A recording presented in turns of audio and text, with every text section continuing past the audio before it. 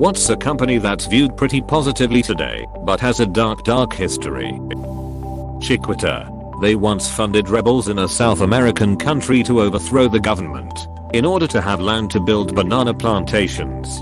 Banana plantations are famously laborious places. If you've ever heard the song Come Mr. Tallyman, tally me banana, that's what it is about.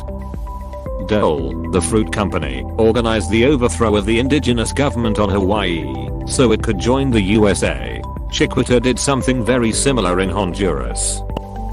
Today I learned a very own made stuff for the Nazis. Are the Nazis not a specific company, but an industry? Hollywood. During the late 1930s, Hollywood put a ban on anti-Nazi propaganda in films since they had a big market in Europe and didn't want to step on toes. The notable exception was Warner Brothers. Jack and Harry Warner family left Germany and came to America. The brothers saw the threat of fascism. They were the first studio to create anti-Hitler content. Chaplin produced it himself, but United Artists distributed The Great Dictator. DuPont is still one of the largest textile companies in the world, and Dark Waters was a true story. If you haven't seen it, do. It's about how making Teflon poisons everything forever. Outstanding film. Really shows that a single lawyer with a bar license is the worst threat to bad corporate actors. One guy spent over a decade working pro bono against DuPont when they poisoned an entire West Virginia town. DuPont set their army of lawyers against him, and he fucking thrashed them. One client after another, one by one, got them multi-million-dollar settlements and bled DuPont dry. It was just him. He didn't have a team. He left his firm because they represented DuPont, and he was disgusted by them. After he won a 4th or 5th settlement in a row, each one bigger than the last, DuPont surrendered and paid out over $500 million to the poor citizens of that town. Get fucked. I watched the movie and was happy realizing that cases got millions of settlements. Then I read about DuPont and learned that their average yearly revenue is about $21 billion. Cried at the injustice. These companies just disregard the law because they can afford them. IBM sold the Nazis punch card computers to keep track of every person in concentration camps. The computers also kept the trains running on time. I'd probably say Chiquita, formerly the United Fruit Company, what I thought was an innocent fruit company, has actually been involved in American intervention in Latin America for decades. I don't remember all of the details, so I could be wrong. But here's an example. When the then president of Guatemala, Jacobo Arbenz, instituted land reforms that would taken away a large chunk of United Fruit land, United Fruit lobbied to the CIA and argued that the government was aligned with the Soviets. Moreover, the director of the CIA at the time, Alan Dulles, was a board member of United Fruit. His brother, Secretary of State John Foster Dulles, worked for a corporate firm that represented United Fruit. There were a lot more people in government who had deep ties to United Fruit. Not to put too fine a point on it, but Arbenz was fucked. The CIA overthrew him. After the overthrow, the CIA installed a military dictatorship that reversed the land reforms and exacted revenge on trade unions among other groups/people aligned with Arbenz. This and other like interventions led to the coinage of the term Banana Republic to describe such a servile dictatorship. Edit for readability. Thanks.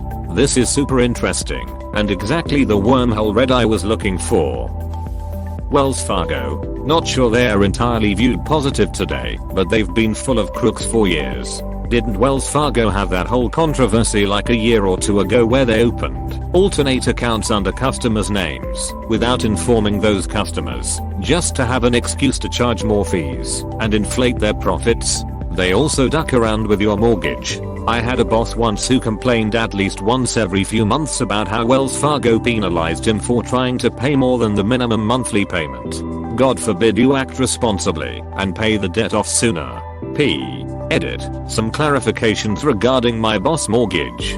Wells Fargo set up a separate account to put the extra money into to save for later in case he missed a future payment, instead of using it to pay off the debt and lower how much he had to pay in interest. To your first point, yes, watch the episode of Dirty Money on Netflix about WF. It's interesting. Second, yes, they duck with your mortgage. When my parents bought their house through WF, they severely underestimated taxes to show a lower payment through closing. Then my parents got hit with a fat tax bill after the first year. Granted, this was 20 years ago when you couldn't just easily look up property taxes online. Let's not forget Mitsubishi used POW slave labor during WW2. Had a great grandpa who was a Marine who fought in the Pacific Theater and hated Mitsubishi with a passion. Refused to speak to my dad for 2 weeks after my dad bought a Mitsubishi car. Never understood why until my dad handed me a model of Mitsubishi Zero and then explained to me how he watched a lot of his buddies die due to kamikaze pilots flying Mitsubishi Zeros crash into hangars and buildings. Same with my grandpa. Said you have no idea how many of those I shot down trying to kill us. Siemens. They constructed the death camp ovens. Weren't most German companies like? Shrug. Well damn, I guess we are obligated to do this Nazi shit. Apostrophe. Surprise, nobody has mentioned the entire fashion/clothing industry yet. Literally every company that gets its fabrics made overseas in places like Vietnam, Bangladesh and Cambodia. These companies are taking advantage of workers in countries where people are desperate enough to work for pennies on the dollar. This also applies to a lot of the plastics and electronics industry. Edit. Thank you /Tutafunk for the silver. When I was stationed on a destroyer in the Navy, we'd occasionally go to Thailand and they would always have vendors selling custom made suits. Would say they had the fabric that big name clothing fashion industries use. I got one from them and hands down it is a comfortable suit that I can no longer wear due to gaining a duck ton of weight after leaving the Navy, and always figured it was a marketing gimmick until a buddy explained that they do have it and get it cheap because it's made over there. It's still true. Works with shoes as well. You can get a tailor-made suit and 2 tailored shirts for about $60 or $70 here in Vietnam. ValueJet had a notoriously lax safety protocol, but after a terrible accident where a load hazardous materials took out a passenger jet, they avoided a lot of bad publicity by becoming AirTran, which was later absorbed by JetBlue. Pfizer, who somewhat I assume viewed positively because of the vaccines, had a lot of contracts with the Nazis. I feel like it's known, but not talked about. But Krupp pretty much played all sides in most major wars over the last few centuries. Then were extremely bold boys during World War II. Decided people had forgotten about that around 1951. They were right. And now they make pretty much everything that's big and steel. No, we can't lay the blame directly on all the companies that cooperated with the Nazis. But we can sure as duck point to Krupp and say you made this possible. You used slaves to do it. And by the way, you fueled hundreds of years of arms races. You made it happen. Not exactly. Krupps were sentenced in Nuremberg trials. They were ardent Nazi supporters and greatly benefited from it. The life expectancy of workers in their factories was numbered in days. Krupps was stripped of all property in his sentence. But in 1949 he was pardoned and property returned by Western nations. This isn't as bad as some others, but Hugo Boss made Nazi uniforms. But a lot of people don't remember that. It's more about who made those uniforms in Hugo Boss. It was the Jewish prisoners who worked as slaves. Well, there you go, it goes deeper than I even realized. ABN AMRO, in the NL, is currently just another boring bank. But it has a bit of a dodgy history. The main legal ancestor of this bank is the NHM, Nederlands Handelsmaatschappij. The NHM was the main trading company, monopolist, in the 1800s in Dutch East India, Indonesia. The Indonesians were forced to use a fifth of their land for whatever crop the NL authorities deemed necessary. The NHM transported and sold these crops and made a profit this way. Several other partly Dutch companies have a dark past through a Dutch ancestor company exploiting Indonesia. Siemens is a global corporation that was involved in the Holocaust. They built the trains that transported Jews to the camps and were involved in a variety of industries supporting the Nazis.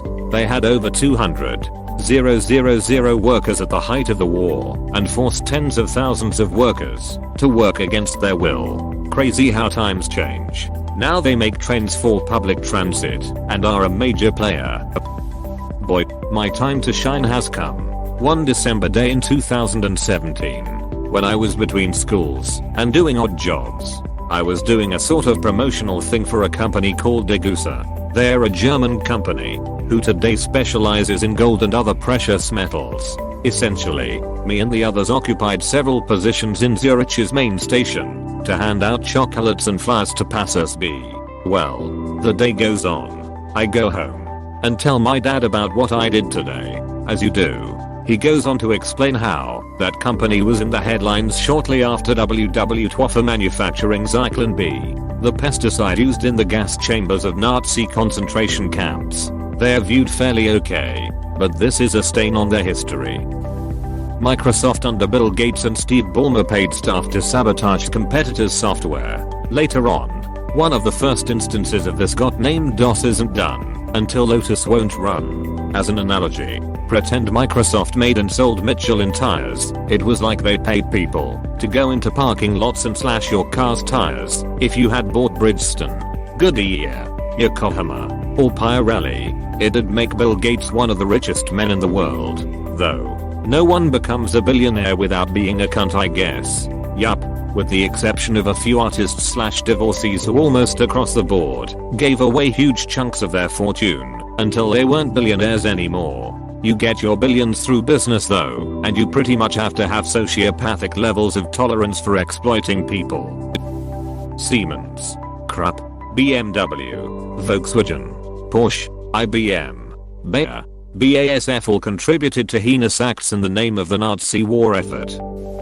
Celestial Seasonings Tea was founded by a dude who was part of a super racist cult that believed in aliens. Like so racist he actually does care if you're red, yellow, green, blue or purple. Apparently Apple, they were using child labor for about 3 years along with using people in concentration camps in China to manufacture their parts.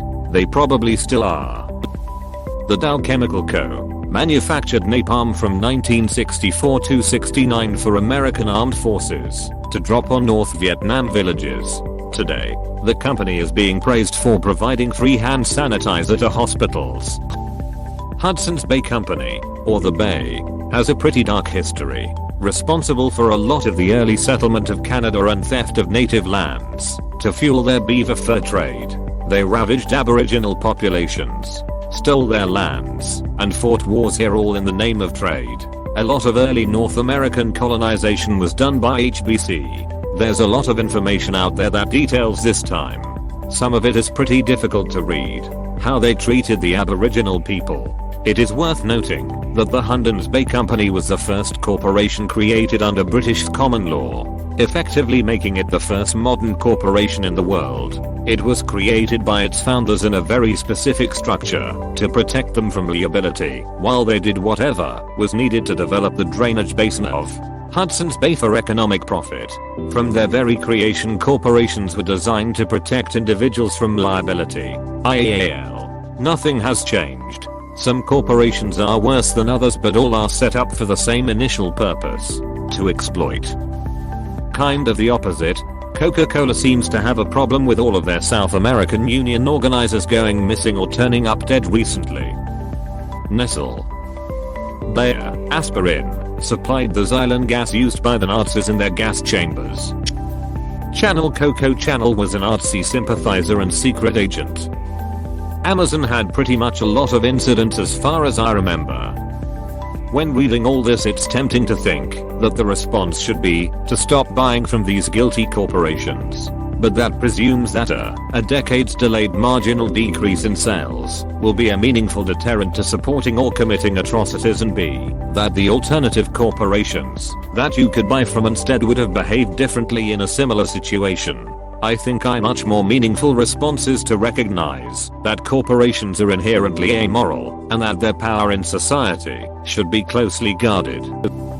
This may not be dark, but the development of Google was funded, in part, by CIA money. The research section of the university where Larry Page and Sergey Brin developed Google had money from the US government, and in particular the CIA. It's said that Sergey Brin used to report, at least initially, to a US government member on the progress of his side project.